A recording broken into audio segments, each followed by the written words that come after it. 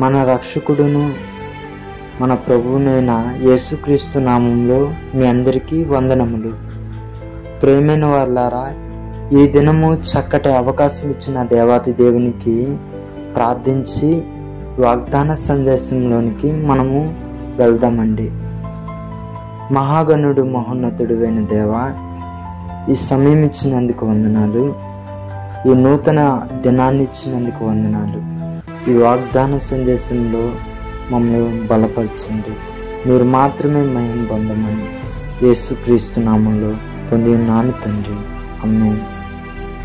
ప్రియమైన వారులారా, ఈ చక్కటి అవకాశము ఈ నూతన దినములో ప్రవేశపెట్టినందుకు మనం దేవాతి దేవునికి ఎన్ని స్తుతులు చెల్లించినా తక్కువే. అవును కదా, కాలము సమయము ఆయన వశంలో ఉన్నవి. మన ఆయుష్ ఆయన ఆధీనంలో ఉందని జ్ఞాపం చేసుకోండి.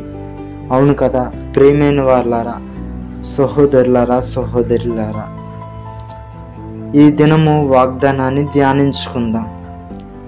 యెషయా గ్రంథము 54వ అధ్యాయము 17వ వచనంలో మనం చూసినట్లయితే, నీకు విరోధముగా రూపింపబడిన ఏ ఆయుధమును వర్ధిల్లదు. చక్కటి వాగ్దానము మనకి దేవుడిచ్చాడండి. ఏంటంటే, నీకు విరోధముగా రూపింపబడిన ఏ ఆయుధము వర్ధిల్లదు. ఎప్పుడు వర్ధిల్లదు అనంటే, దేవునికి నీవు అనుకూలంగా ఉన్నప్పుడు, దేవునికి నువ్వు ఎప్పుడైతే దేవుడు ఇష్టపడే పనులు నువ్వు ఎప్పుడైతే చేస్తూ ఉంటావో అప్పుడు నువ్వు వర్ధిల్లుతావు.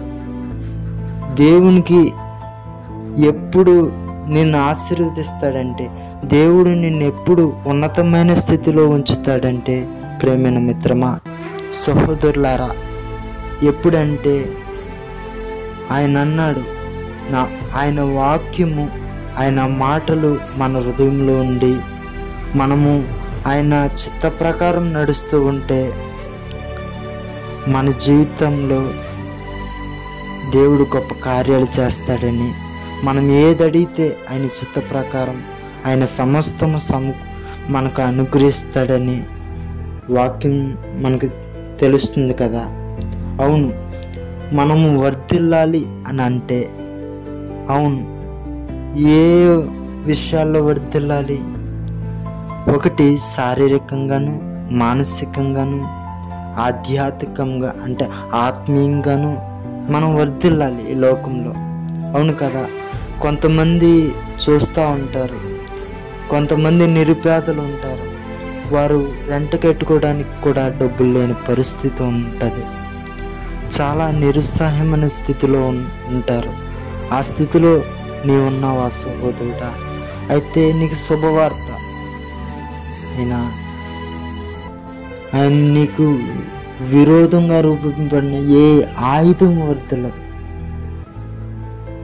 నేను వర్ధిల్లింపచేసే దేవుడు, నేను ఉన్నతమైన స్థితికి వచ్చేటప్పుడు నిన్ను కదలక కొండవలె, సియోను కొండవలె చేసే దేవుడు మన దేవుడు. అవును కదా సహోదరుడా, ఏ పరిస్థితిలో నీవు ఉన్నావో, ఏ దుఃఖకరమైన స్థితిలో నీవు ఉన్నావో ఒకసారి జ్ఞాపం చేసుకో మిత్రమా. ఎందుకంటే ఈ సమయంలో దేవుడు ఆదరిస్తూ ఉన్నాడు. ఎన్నో విరోధాలు, ఎన్నో ఆయుధాలు నీ మీదకి లేచాయా? ఎవరితో చెప్పుకోవాలో తెలియని పరిస్థితిలో నీవు ఉన్నావా? ఓ సోదరుడా, ఓ సోదరి, తల్లిలా తండ్రిలా ప్రేమించే దేవుడు నీకున్నాడు. ఒక మాట చెప్తాను, ఎంత అతిశయం అంటే మన దేవుని పట్ల, ఒకడు నిన్ను ముట్టాలి అని అంటే మొదట ఆయన కనుగుడ్డును ముట్టి నిన్ను ముట్టాలి. అది జ్ఞాపం చేసుకో. నాకు న్యాయం చేసేవారు ఎవరూ లేరని, నేను ఏడుస్తూ ఉంటే నవ్వేవారే ఎక్కువ మంది ఉన్నారని దిగులు పడతా ఉన్నావు. నువ్వు ఎందుకు ఎంతకాలము నువ్వు దిగులు పడతా ఉంటావు? ఎంతకాలం కృంగిపోతూ ఉంటావు? ఇదిగో నీకున్న ప్రతి సమస్యకు పులి స్టాప్ పెట్టే దేవుడు ఆయన మాటలు సెలవిస్తూ ఉన్నాడు. ఏమిటంటే ఆ మాటలు, నీకు విరోధంగా రూపింపబడిన ఏ ఆయుధము కూడా వర్ధిల్లదు. అది శత్రువు సైన్యమైన, అంధకార సైన్యమైన, ఏ సైన్యమైనా వర్ధిల్లదే అని దేవుని వాక్యం సెలవిస్తుంది. భయపడకు, నీకు ఒక అభయం ఉంది. భయపడకు మిత్రమా, భయపడకు సహోదరి, భయపడకు సహోదరుడా, భయపడకు తల్లి, నీకు ఒక అభయం ఉంది. ఆయన వాగ్దానం. అవును, మనము ఈ నిరంతర ఈ లోకయాత్రలో మనము ఆత్మీయంగా బలపడాలి అంటే దేవుని వాక్యమే మనకు ఆధారం. దేవుని వాక్యమే, వాగ్దానాలే మనకు బలం. ఆత్మీయంగా ఎదగాలి అంటే అవును కదా. దేవునికి ఏ కృంగిబాటు వచ్చినా, ఏ కన్నీటి పరిస్థితిలో నీవున్నా ఒక్కసారి ఈ మాటలు జ్ఞాపకం చేసుకో. ఈ మాటలను బట్టి నువ్వు ప్రార్థించి దేవుని స్తుతించు. గొప్ప కార్యాలు చూస్తావమ్మా, గొప్ప మేలు చూస్తావమ్మా. ఈ రోజున నాకు సమస్యని అంటే కుటుంబంలో సమస్యని, భార్యాభర్తల మధ్య సమస్యని, విడాకులు కోర్టుల చుట్టూ తిరిగే వాళ్ళు లేకపోలేదు కదా. కోర్టుల చుట్టూ ఎంతగానో కాళ్ళు చెప్పులు అరిగిపోయేటట్లు తిరుగుతూ ఉన్నారు, కానీ వారికి సమాధానం ఎక్కడ దొరకట్లేదు. జైలుకి వెళ్తూ తిరుగుతూ ఉన్నారు. ఎందుకంటే పోలీసులు న్యాయం చేస్తారేమో అని, వారైనా మాకు న్యాయం చేస్తారేమో అని, ఈ కోర్టు వాళ్ళైనా మాకు న్యాయం చేస్తారేమో అని తిరుగుతూ ఉంటారండి. ఎక్కడా నెమ్మది ఉండదు, ఎక్కడా సమాధానం ఉండదు. ఇంతకాలం నువ్వు తిరిగవా? కోర్టులు వెంబడి తిరిగవా? సహోదరుడా,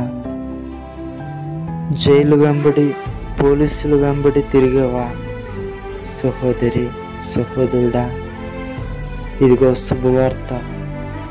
ఏ బంధకాల్లో అయితే నీవు ఉన్నావో, ఏ ఆయుధమైతే నీకు అడ్డుగా పక్కలో బల్లెపు పోటుగా నీకుందో, పక్కలో బల్లెంగా ఉందో, ప్రతి దాన్ని చూస్తున్న దేవుడు ఈ రోజున శుభవార్త చెప్తా ఉన్నాడు.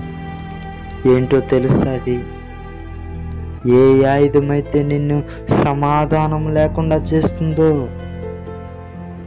ఏ ఆయుధమైతే నీకు నెమ్మది లేకుండా చేస్తుందో, అయ్యో రాత్రి అంతా దుఃఖపడ్డానే అని ఏడుస్తున్నావా?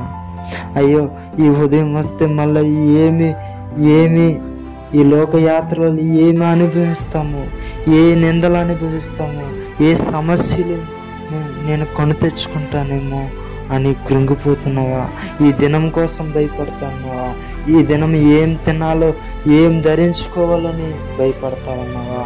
భయం చెందకు మిత్రమా, దిగులు చెందకు సహోదరుడా, దిగులు చెందకు సహోదరి, దిగులు చెందకు యవనస్తుడా, యవనస్తురాలా. ఇదిగో ఒక మాట చెప్తాను అండి, నువ్వు ప్రేమిస్తున్న ప్రేమికుడే నీకు ఒక విరోధమైన ఆయుధంగా మారచ్చు. అంతవరకు నువ్వు ప్రేమిస్తున్న బంధువులే నీకు విరోధంగా మారచ్చు. అంతవరకు ప్రేమిస్తూ వారిని జాగ్రత్తగా చూసుకున్న తల్లిదండ్రులే నీకు విరోధంగా మారచ్చు. అయితే నీకు విరోధంగా ఎవ్వరూ ఉండకుండా నా దేవుడు చేయబోతూ ఉన్నాడు. నా దేవుడు సమాధానకర్త, సమాధానం ఇచ్చే దేవుడు, నెమ్మదినిచ్చే దేవుడు. గమనించుకో మిత్రమా, ఇదిగో ఈ వార్త నీకోసమే, ఈ మాటలు నీకోసమే. ధైర్యం తెచ్చుకో, ప్రార్థన చేయు, దేవుని సన్నిధిలో కొనియాడు, దేవుని స్తుతించు, గొప్ప కార్యాలు చూస్తావు. ఈ మాటలు మన విడికల్లో దేవుడు దీవించును గాక. అలాగే మన కుటుంబాల్లో ఆయన కృప, ఆయన సమాధానం ఎల్లప్పుడూ మన పక్షాన ఉండును గాక. ప్రార్థన చేసుకుందామా ప్రియులారా? మహిమోన్నతుడైన గొప్పవాడ, సర్వాధికారి, నీకు వందనాలు ప్రభువా.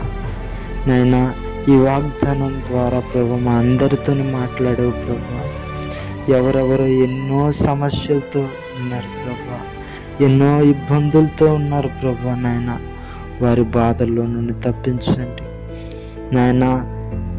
ఎవరైతే నాయన బంధకాల్లో సిక్కిపోయారో, ఏ ఆయుధము వస్తుందని వారు భయపడుతూ ఉన్నారో నాయన, వారు భయపడకుండా ప్రభు వారికి ధైర్యాన్ని ఇచ్చినందుకు వందనాలు. మీరే నాయన వారికి సమాధానకర్తగా నాయన, వారి కుడిపక్క నీడగా ఉండి నాయన నెమ్మదించినందుకు వందనాలు ప్రభు. నాయన, నీవే ఘనత మహిమ పొందమని యేసుక్రీస్తు నామంలో పొంది ఉన్నాను తండ్రి. ఆమేన్. ప్రైజ్ లార్డ్ మిత్రమా.